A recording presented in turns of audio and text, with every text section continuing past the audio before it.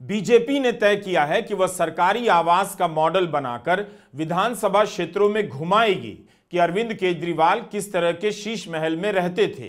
तो आम आदमी पार्टी ने भी चुनौती दी है कि सीएम हाउस में कहां सोने का शौचालय है, बार है और आलीशान स्विमिंग पूल है, इसे वह खुद जाकर देखना चाहती है और जनता को दिखाना चाहती है।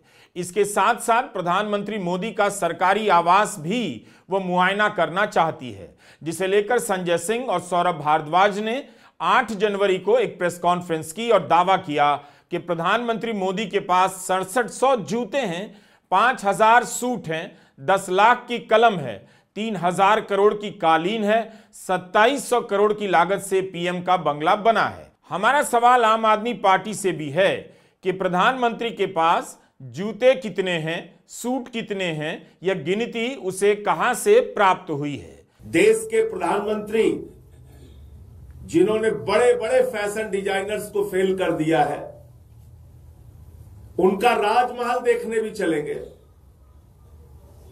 राजमहल के अंदर उनके 5000 सूट भी देखने चलेंगे, उनके 6700 जोड़ी जूते भी देखने चलेंगे, 200 करोड़ का झूमर जो लगा हुआ है जिसमें हीरे जड़े हुए हैं, वो झूमर भी देखने चलेंगे और सोने के धागों से जो बढ़िया डिजाइन करके 300 करोड़ की कालीन बनाई गई है, उसको भी देखने चलेंगे। 10-10 लाख रुपए की पेन का इस्तेमाल हमारे प्रधानमंत्री जी करते हैं, देश के राजा करते हैं, वो भी देखने चलेंगे पेन। और आप जानते हैं कि राजा राजमहल में रहने वाले नरेंद्र मोदी जी 8400 करोड़ के जहाज से चलते हैं, 2700 करोड़ के घर में रहते हैं, 12-12 करोड़ की 6 गाड़ियां उनके काफिले में चलती हैं,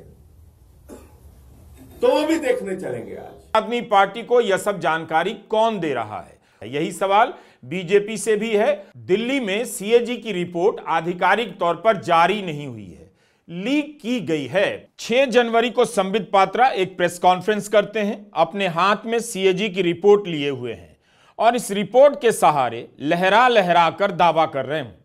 सवाल है कि सीएजी की रिपोर्ट की यह कॉपी संबित पात्रा के पास कैसे आ गई?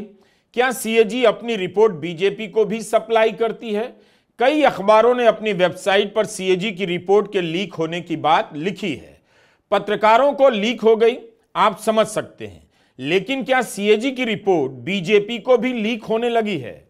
संबित पात्रा को ठीक से सुनिए, वे यही कह रहे हैं कि रिपोर्ट आज ही पब्लिक हुई है, यानी 6 जनवरी को पब्लिक हुई है। सीएजी की रिपोर्ट आई है, दिल्ली की सरकार किस प्रकार काम कर रही है, अरविंद केजरीवाल जी की सरकार के कामों का मुआयना controller and auditor general CAG उन्होंने किया है और वो रिपोर्ट आज पब्लिक हुई है, अखबारों में भी छपी है, मीडिया में भी विषय चल रहा है।